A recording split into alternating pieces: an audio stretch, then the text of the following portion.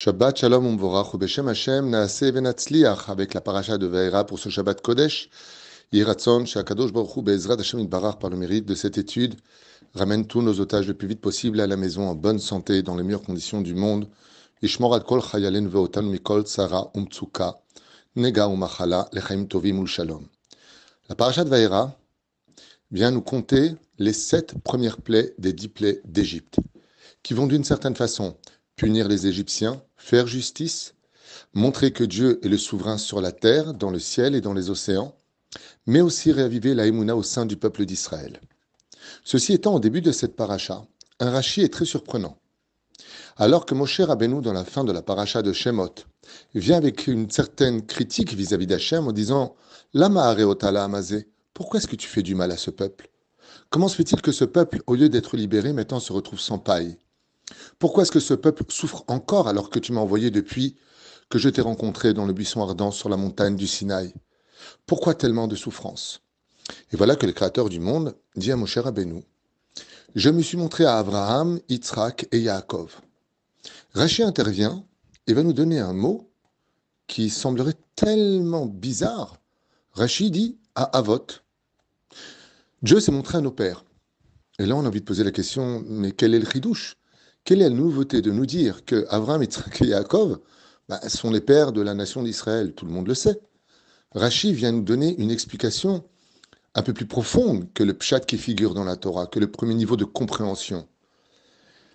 Akadosh Baruch Hu est en train de dire, n'oublie pas que un père transmet à ses enfants, à travers le sang, ses gènes, ce qu'il est. Souvent d'ailleurs on dira, il est à l'image de son père.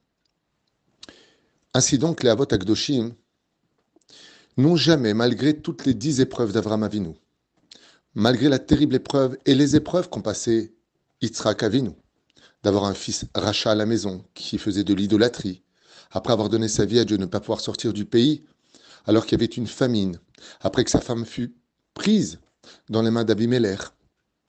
Yaakov Avinu, qui à 63 ans quitte la maison de ses parents pour aller étudier 14 ans, sans goûter au sommeil, travailler chez Lavan, être arnaqué plus de 1000 fois par ce personnage. Et une fois de plus, sa fille est violée, Yosef est vendu. Tellement d'épreuves ont passé les 3 pères d'Israël. Et pas une seule fois, ils ont dit pourquoi? Pourquoi tellement de souffrance? Dieu, on est religieux, on fait la Torah et les mitzvot, on fait tout ce que tu demandes. Pas une seule fois, Abraham a dit à Dieu, pourquoi tu m'as donné un fils pour le sacrifier? Au contraire, il s'empressa le matin d'atteler son âne et d'emmener Yitzhak à la Hakeda. Pas une fois Yitzhak a dit à Dieu, pourquoi tellement de souffrance, Hachem? Jusqu'à 20 ans, nous avons attendu d'avoir un enfant, et tu me donnes un enfant qui représente le Satan sur terre, Ésaü. Est-ce qu'il y a plus dur que d'éduquer un monstre à la maison?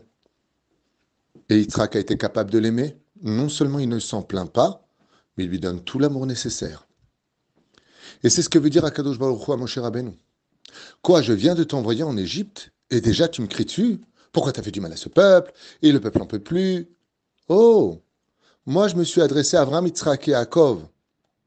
Et Rachi vient nous apprendre, oui, les pères d'Israël. Parce que grâce à Abraham, Yitzhak et Yaakov, les enfants d'Israël, seront eux aussi capables de surmonter toutes les épreuves de la vie, sans pour autant poser des questions à Dieu. T'étais où? Pourquoi? Qu'est-ce que je t'ai fait? J'en ai ras-le-bol. J'ai fait tellement de mal pour mériter cela. C'est ce que vient nous dire Rachi. Les Abraham, Yitzhak et Yaakov ont hérité leur descendance d'être capables de surmonter même la Shoah, même le 7 octobre. Malgré tout, on se rapproche de toi, Hachem. Malgré tout, on reste fidèle. Malgré tout, on ne comprend pas, mais on ne juge pas. Et ça, c'est le message de Rachi.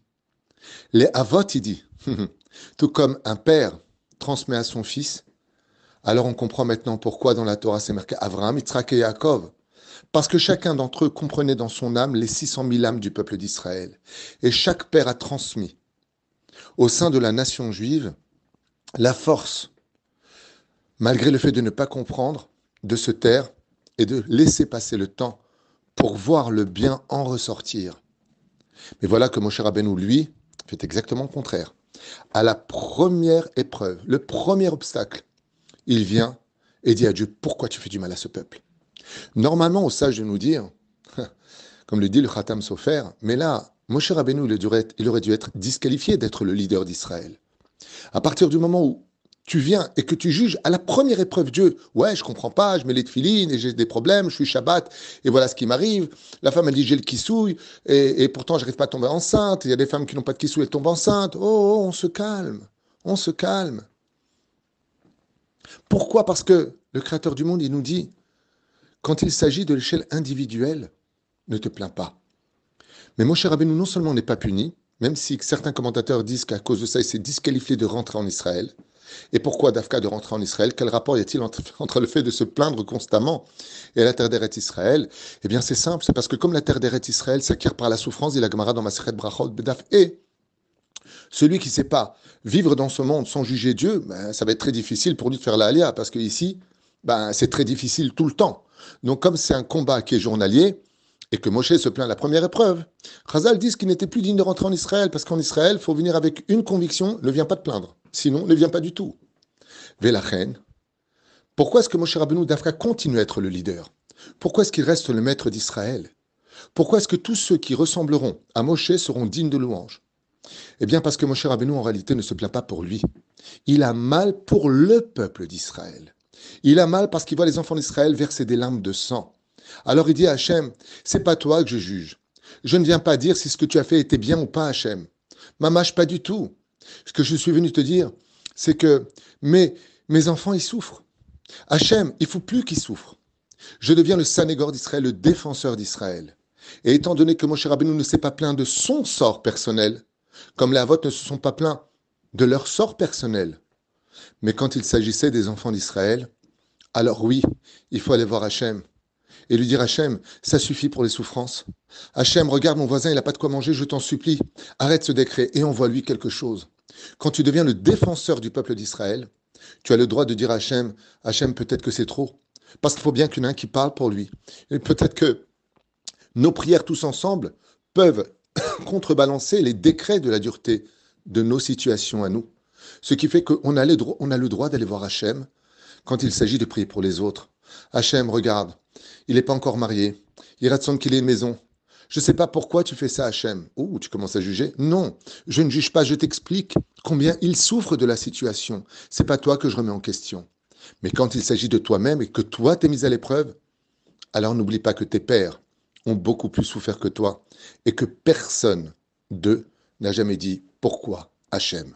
Et c'est là qu'est tout le balancement au début de cette paracha qui vient nous apprendre que c'est une mitzvah de venir voir Hachem et de prier pour les autres et de dire Hachem, stop, il faut absolument que maintenant tu libères les otages. Il faut absolument que tu sauves notre situation. Il faut absolument que la vérité vienne sur terre. Il faut absolument qu'on ait la Géoula. Stop à toutes ces souffrances et la bienvenue à la joie de vivre. Et ainsi donc, si on vient avec ce ton-là, nous aussi on sera digne d'être des leaders. Mais quand nous-mêmes nous sommes touchés personnellement, alors qu'on ne vient pas dire, oui, mais tu sais, moi aussi j'ai fait ça, et j'ai donné de la tzedaka, et j'ai fait Torah au mitzvot, pourquoi Dieu me fait ça? Chut, dans ce cas-là, n'oublie pas. Tu es le fils d'Abraham, Yitzhak et Yaakov, comme dit Rashi. Ce sont tes pères. Conduis-toi à l'image de ton père. Quand il s'agit de choses personnelles, ne juge jamais. Dis Gamzo le Tova. Dis Kol David Rachamana le Tavavid. Tout est pour le bien. Et c'est pour cela qu'Akadosh Baruch Hu lui dit, tu sais, je te parle au nom de Elohim, mais Ani Hashem. Même quand je suis dur avec toi à l'échelle individuelle, c'est parce que j'ai quelque chose à guérir chez toi pour que demain, tu ailles beaucoup mieux. La reine, nous n'avons aucun doute aujourd'hui qu'après la pluie, eh bien le beau temps. Qu'après toutes ces situations que nous avons passées, un jour commencera à grandir. Keren Mishichenu, Bezrat Hashem, la situation changera avec la venue d'un homme qui nous rendra tous le sourire chez Neymar. Az Yemale Sichok Penu. Dieu nous rendra nos morts, guérira nos blessés. Bevet Amigdash Nirkod. On dansera tous.